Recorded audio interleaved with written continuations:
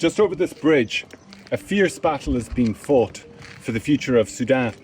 Although civil war has engulfed the entire country, some of the fiercest clashes have taken place here in the capital Khartoum, where the Sudanese military is battling the Rapid Support Forces, or RSF, a paramilitary group that the army once nurtured, now its bitter foe. After the first shots were fired in April 2023, the RSF seized control of nearly the entire city. But about 6 months ago, the army started a serious comeback. In a way, this is a battle for the bridges of Khartoum, because of the way the River Nile has always defined the city.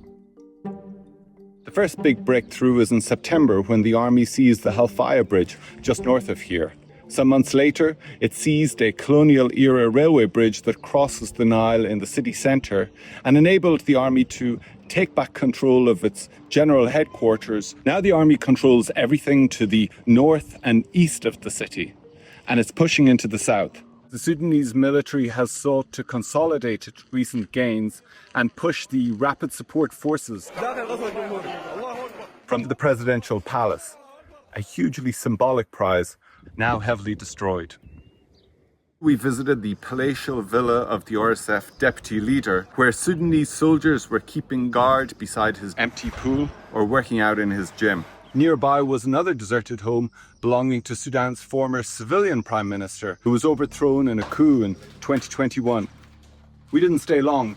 Soldiers warned us that RSF snipers could see us from their positions across the river, about 500 meters away.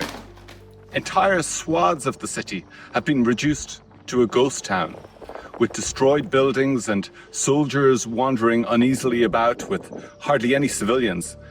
Tens of thousands of people who were sheltering in Khartoum have now been shifted to transit camps in the north. There's no electricity in most of the city, the water is out, and in the handful of hospitals that are still operating, desperate conditions prevailed. In many parts of the city, there's a huge sense of relief that the RSF has withdrawn. We met residents who told us how RSF soldiers went on the rampage in the last days before the army moved in. 3 people were lying there on the ground. This battle for the bridges of Khartoum was a fitting reminder of how this all started, how the two military forces, which had come together to seize power just 4 years ago, have now turned on each other and are locked in a catastrophic battle for supremacy that is tearing the country apart.